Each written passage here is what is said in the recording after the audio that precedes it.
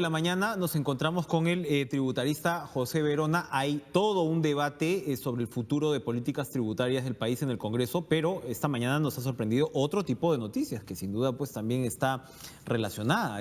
Sabemos el caso de aproximadamente 12 figuras del espectáculo, de la farándula, cuyas desbalances patrimoniales suman aproximadamente 2.600.000 soles. José, gracias por estar con nosotros. No, gracias por la invitación. Es un monto importante, pero entendemos incluso hay más. Es un número importante el de figuras más o menos conocidas, mediáticas, donde se han registrado desbalances importantes. Se trata de unas fiscalizaciones donde SUNAT, con información de compras, vehículos, propiedades o inversiones, está reconstruyendo los ingresos de los artistas. Efectivamente, hemos conocido solo el caso de algunos artistas. Hay algunos de reality, sabemos, hay otros conductores, por ahí he visto unos nombres bien conocidos, ¿no? Definitivamente todos los casos son conocidos, todos en realidad es una lista bastante larga, se tratarían de 82 casos, ¿vale? Perdón, de 31 casos, 31 casos son que más. hacen un total de 82 millones de soles de desbalance patrimonial. Hasta ahora hablamos nada más que de 13 casos por 2.6, pero la fiscalización que van a empezar, que ya están comenzando a notificar y que se van a realizar en octubre, nos hablan de un desbalance patrimonial de 82 millones de soles. Es muchísimo dinero por este. ¿De qué se trata? No se trata de lo que le pagan los canales, porque normalmente lo que pagan los canales, que son grandes contribuyentes, se los hacen con planillo, con factura. Eso está con lupa, eso no hay forma de evadir.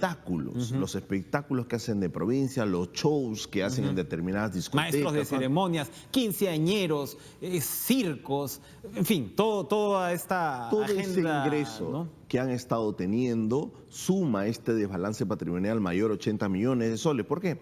Porque los artistas con este dinero se compraban casas, carros, propiedades o bienes que estaban inscritos en los registros públicos. Con esto, ¿qué te quiero decir? Que esta fiscalización es así hasta este año. Esta detección facilita, pero entendemos que va a haber luego, esta lupa va a ampliar su alcance, va a ampliar su zoom. ¿Cómo se va a dar esto? ¿Hasta dónde va a poder la SUNAT chequear estas inconsistencias? Todos los peruanos, especialmente aquellos que aún no se formalizan, este famoso 72% de informalidad, tiene que tener en cuenta que el próximo año el RUC va a ser el DNI. Ya no existen boletas, van a existir solo facturas. Con el DNI y las facturas, SUNAT va a poder incluir dentro de la compra de casas, carros, propiedades, que fuiste al cine, que te fuiste a tomar unos tragos, que te fuiste a cenar, que viajaste, que compraste ropa para ti, que compraste ropa para tus hijos. Ya no vamos a hablar que le compraste una buena roca a la enamorada también, ¿no? Porque ahí se mueve buena cantidad de plata en joyas. Hasta el 2016, todas esas compras son hechas con boleta. Entonces, SUNAT no tiene cómo identificar quién los compró. ¿Quién compró? Sencillamente la tienda emite el comprobante cuando lo emite. Tú lo has dicho, desaparece este gasto. Entonces, si yo recibo un dinero en negro, producto que hice determinado show, determinada actuación, y lo decido gastar, lo recibo en negro y lo gasto en negro, SUNAT nunca se entera, nadie se entera, desaparece del sistema. Pero si vamos a ir a un sistema donde yo hago las compras con DNI, me entregan una factura, que la mayoría de las facturas van a ser electrónicas, ni siquiera las voy a tener en papel, créeme que de estos casos, de hablar de 81 casos, vamos a pasar a hablar de 81.000 casos. O sea, se van a multiplicar. Entonces, la SUNAT hace bien a fiscalizar a estos artistas, porque el ciudadano dice, si agarran al artista, por decir, si ha regularizado su situación, Guti Carrera, Raúl Romero, Matías Vibrio, que son algunos de los casos mencionados. Algunos de los casos mencionados que ya los ha dado a conocer la SUNAT. Si ellos regularizan su situación, yo también. O sea, es una cuestión en cadena, es un modelo. Si al artista que yo sigo, al artista que yo admiro, al artista que yo veo por la televisión siempre, cumple, yo también cumplo. Entonces cumplimos todo. Como vengo diciendo, va a ser la moda ser formal.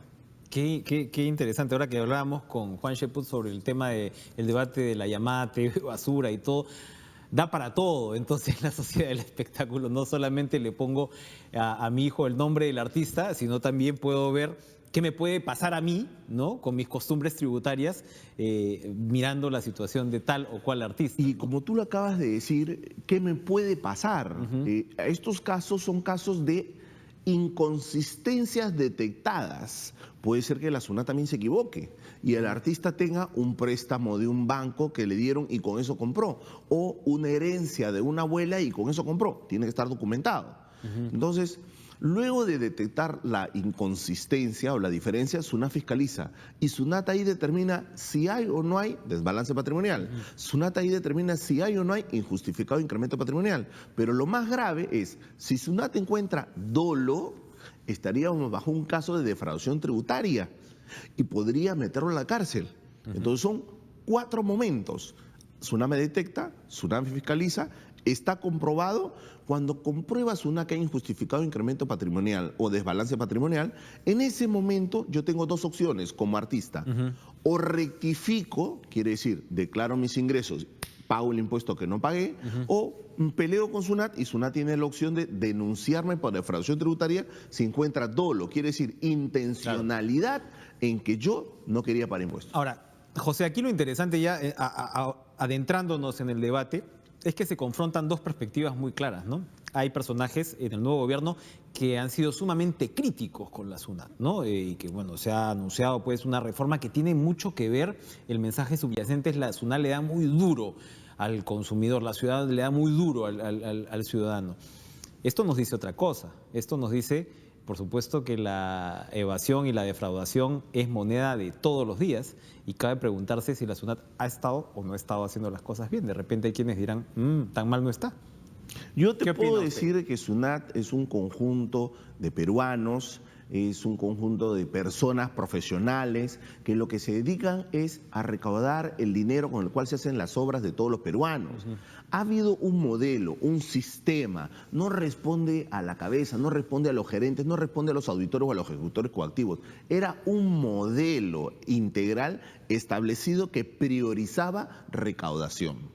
En el nuevo modelo del presidente Pedro Pablo Kuczynski y del ministro Alfredo Torne y del premier del Consejo de Ministros Fernando Zavala, la SUNAT va a ser más amigable. Claro. La SUNAT va a tener la función de formalizar, o sea, la prioridad ya no va a estar dinero a recaudar, sino va a estar la formalidad, es nuestra prioridad. Nuestro objetivo es formalizar a más peruanos. Pero yo formalizo para recaudar.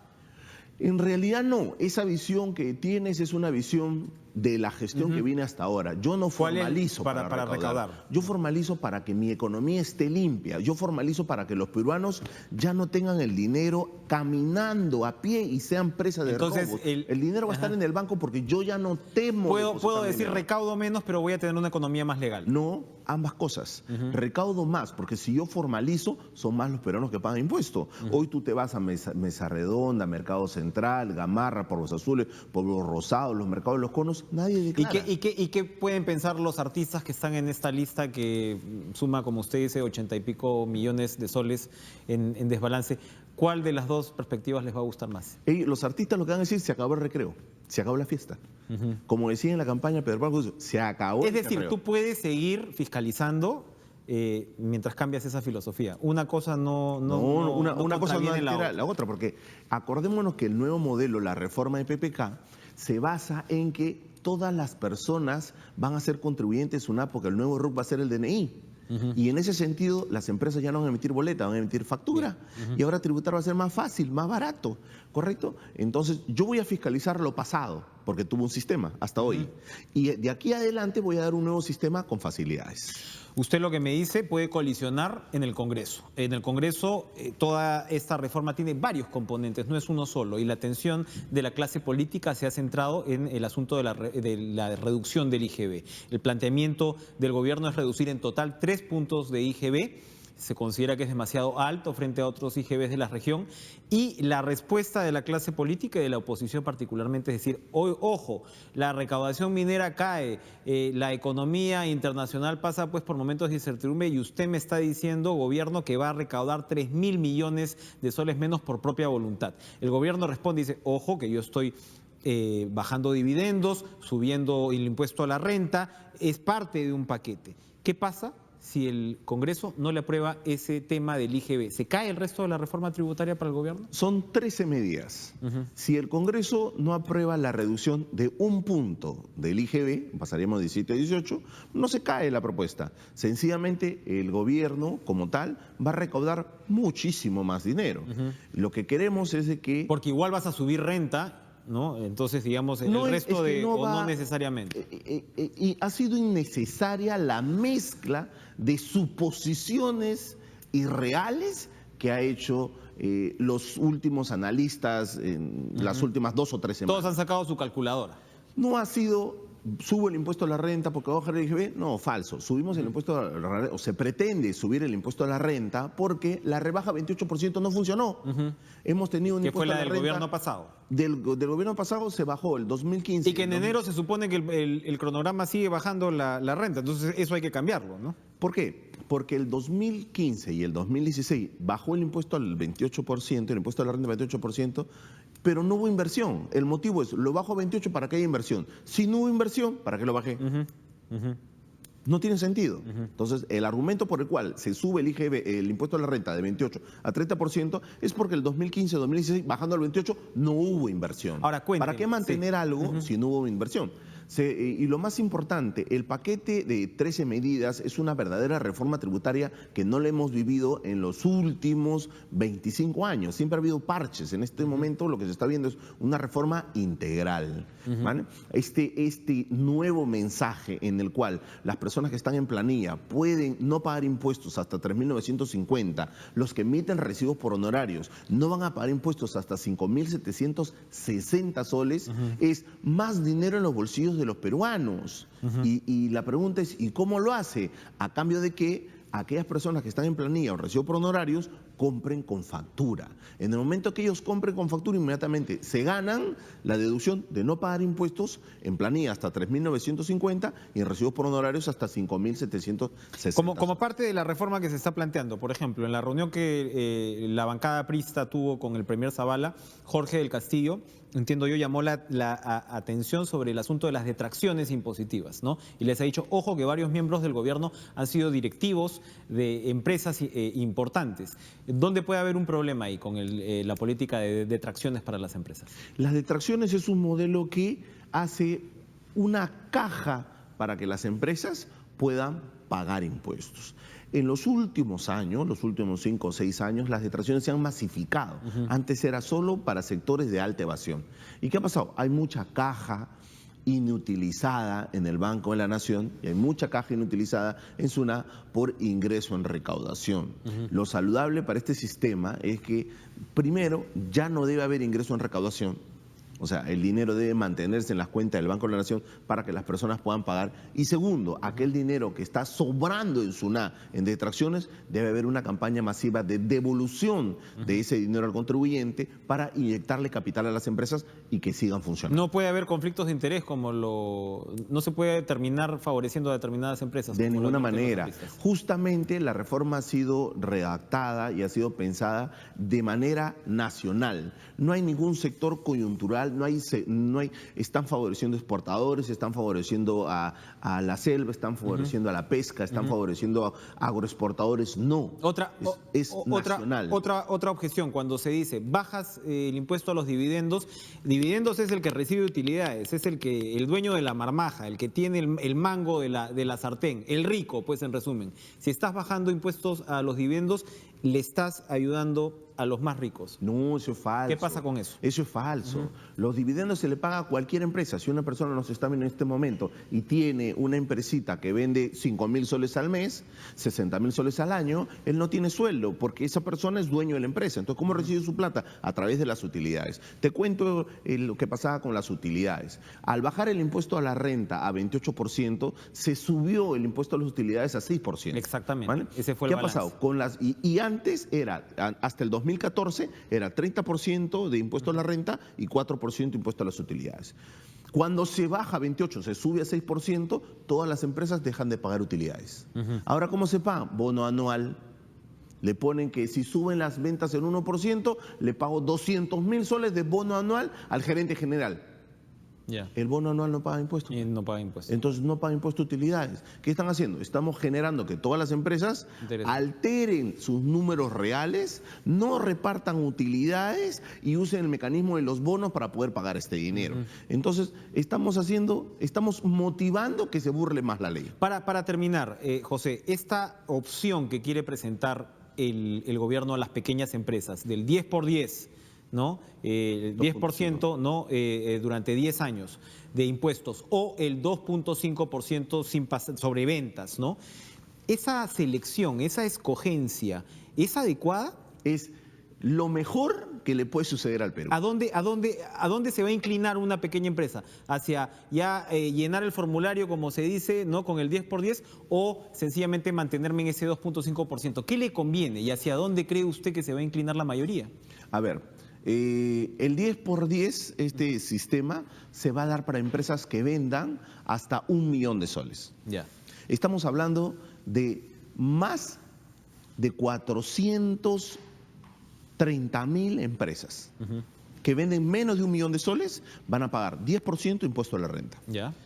El resto de empresas, que no son más de 20.000, las que venden más de 1 millón de soles, van a pagar 30% impuesto a la renta.